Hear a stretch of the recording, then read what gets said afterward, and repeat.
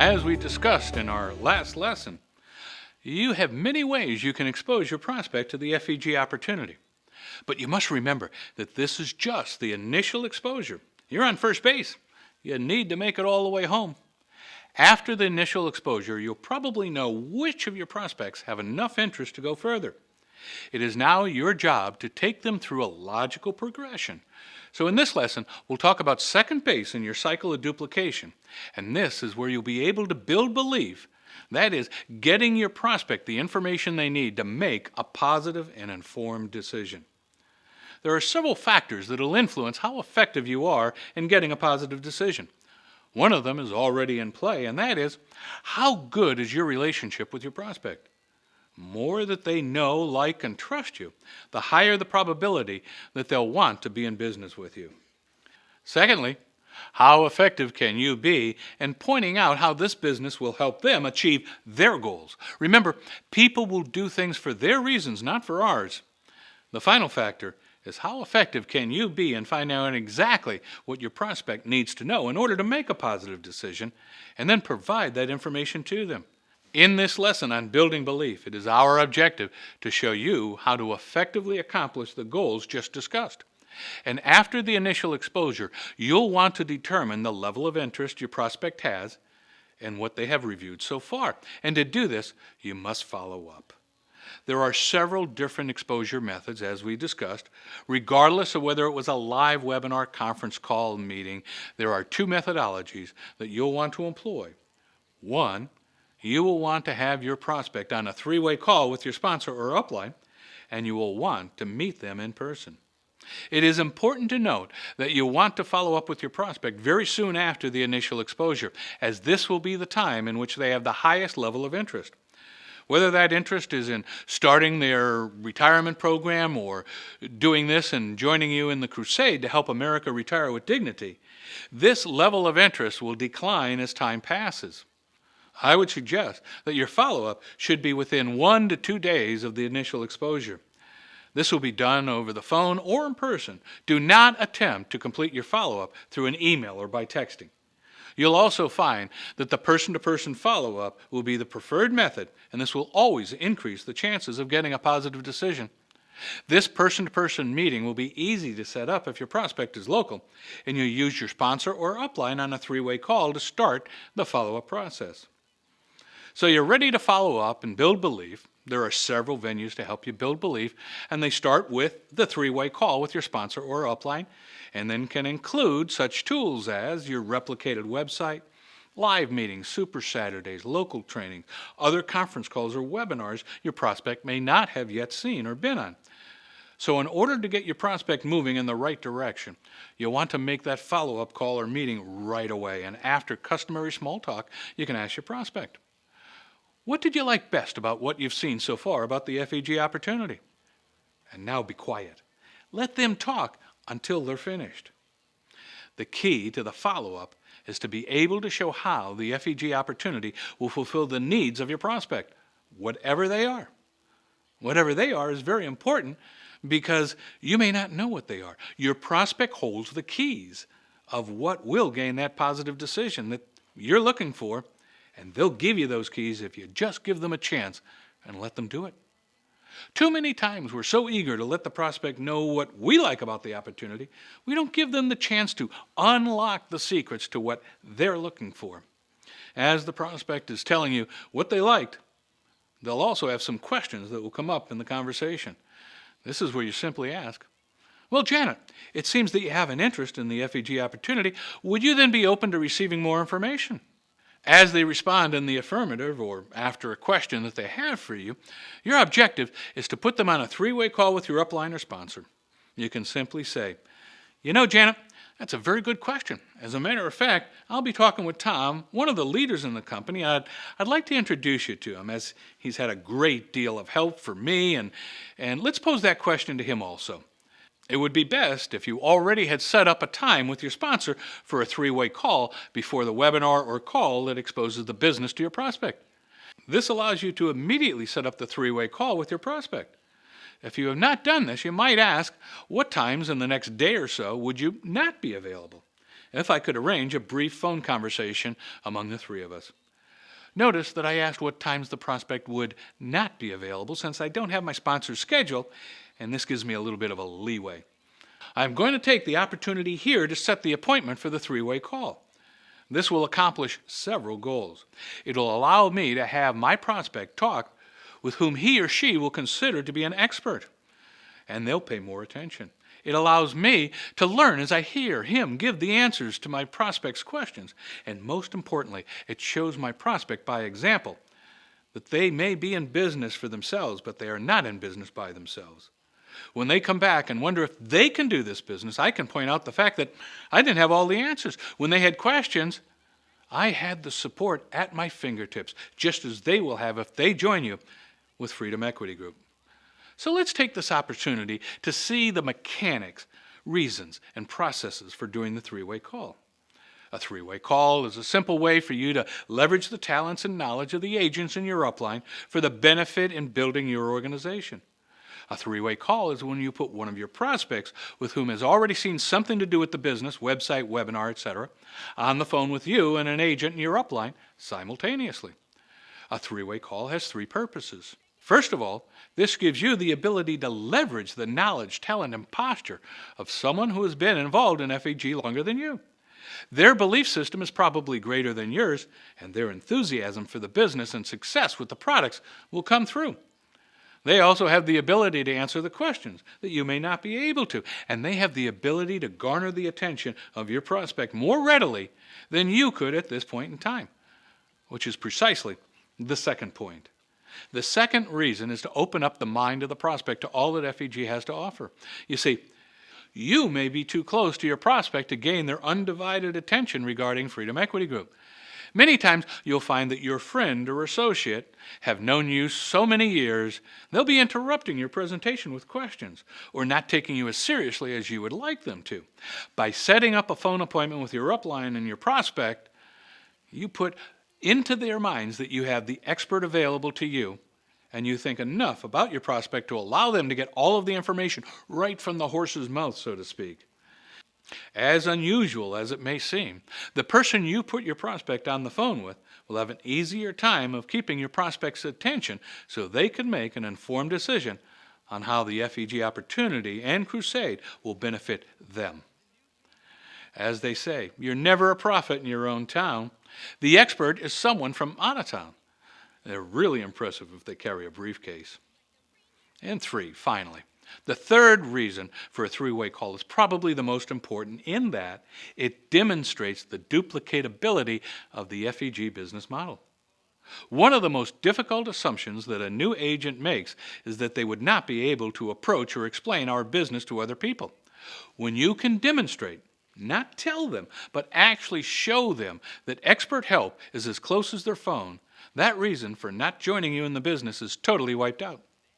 Can you imagine when your prospect says that they don't know if they can do this business? You're able to say, well, Jim, do you remember when you looked at our business model on the internet or at a meeting?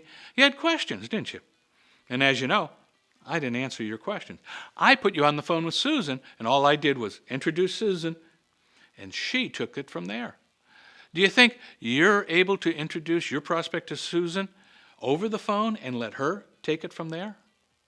You see, you have shown by example that you are in business for yourself but not by yourself, and that the help your prospect needs to be successful is available to them. So now, let's go over the mechanics of the three-way call. If you do not have three-way calling on your phone right now, it's easy, inexpensive to set up. Simply call your phone service provider and let them know you'd like to add that service. It normally costs about $5 a month and can be switched on within 24 hours. And this is true of cell phones also if it did not automatically come with your service. How it operates is quite simply. You first call your upline person, tell them to hold on while you get the third party on the line, which is your prospect. You hit the switch hook on the phone or the flash button. You'll hear the dial tone. You dial the number of your prospect. When they answer, you tell them that you have your upline on the phone and hit the switch hook or the flash button once again, and all three of you are connected on the line together.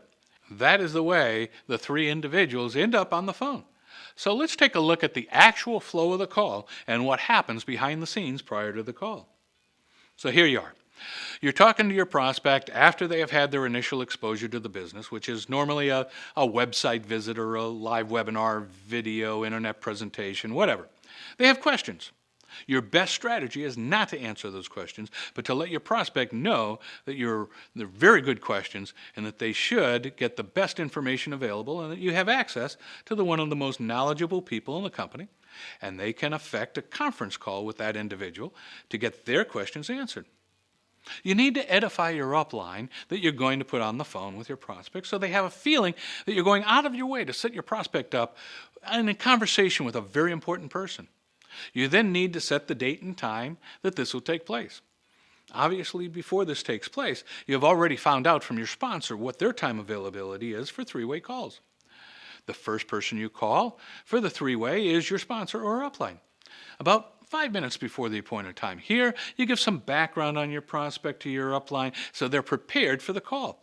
You also tell your upline what the prospect has already seen and what questions they have already posed. Once you initiate your three-way call and put your prospect on with your sponsor or upline and make the introductions.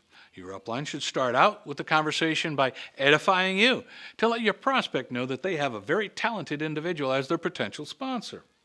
The upline can then mention that he or she heard great things about them, starting with a compliment, and then he or she will then ask the prospect what they like best about what they have seen so far and what information would they like to have expanded on. The call will flow from there. There's no particular format. At the end of the call, the upline should either ask a closing question or suggest another step, such as a two-on-one meeting. That is you, your upline, and your prospect at a coffee shop or at the local field manager's office with the plan to sign up the new business associate at that point. Here is how a typical three-way call may go, assuming that the prospect and the upline are both aware of the call schedule, and the upline has been told by you what the prospect is like, such as age, marital status, occupation, what they've seen so far, and any other information that the prospect has given you that would be helpful to the upline during the conversation. Such additional information might include what the prospect has told you their goals are, or the prospect made any kind of comment such as they're familiar with the insurance industry, or they were already looking into retirement solutions, or whatever else might be helpful.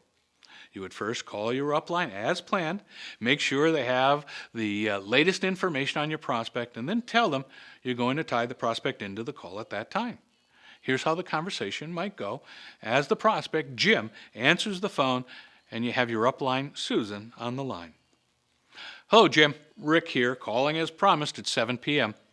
Jim would acknowledge that. Hey, Jim, I have Susan on the line as promised. Susan's been involved with FEG for some time now and has been recognized as one of the best leaders in the company. She's doing quite well and has not only a wealth of knowledge and success, but has been very helpful for myself and my team. Get us up and going on the fast track. And Susan, this is Jim.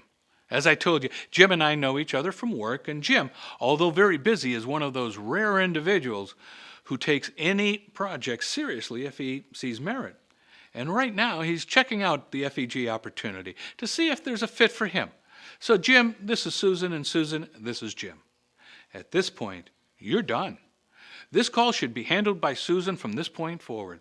There's always a tendency for the new agent to keep jumping in on the conversation and adding things. Remember, your prospect can hear from you at any time, but there's only one time to speak with Susan. So let them have the entire conversation from here on, unless you know it's going down a path that Jim may not be interested in. You could steer them back with a quick question to Susan. Susan should start out by saying, Jim, I've heard a lot about you and must say I'm quite impressed. And I've also have to add that Rick is someone I have a great deal of respect for. Although his time with FEG has been relatively short, his success and drive is probably among the best I've seen. So what I'd like to do is make sure you have all the information to make an informed decision. Sound fair enough? After a positive answer from Jim, she might say, Jim, with what you've seen so far, what do you like best about the FEG opportunity? Notice she did not ask, what do you think? She's framing her questions to start the conversation on positive footings. As Jim tells her what he likes, he'll probably start asking questions about what he does not yet understand, and Susan will take and answer each question or concern. When it appears that all questions are answered, Susan may say, well, Jim, It seems like you have a pretty complete picture by now. Would you like to know what your next step is? When he says yes, she will say, well, the first thing we need to do is get you registered with the company so you can start earning or getting your license. We can do that right now. Are you in front of your computer? If Jim hesitates or states he's not sure that this is what he wants to get started on right away, Susan can ask another question. Sure, Jim, I can understand why you want to make sure this is the right decision. What is it that would make you hesitate so I could expand a little further on what concerns you? If he brings up the possible fact that he does not know if he has the time to add to this to his plate before overcoming that objection, Susan might try to isolate the objection and see if time is the only concern that is keeping Jim from moving forward. She might say, I can understand that, Jim. If time availability was taken care of, is there anything else that might keep you from moving forward right away? If another objection was brought up, she might ask the same type of question again until she has all of the objections and she can take care of each and every one of them all at once.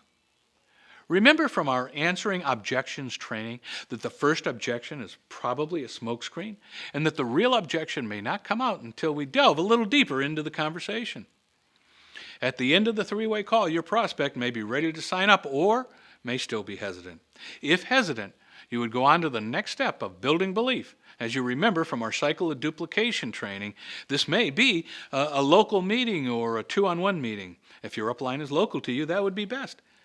If this is the case, Susan may then say, Jim, it appears that you're very interested but would like to learn more to make sure this is right for you. Is that correct?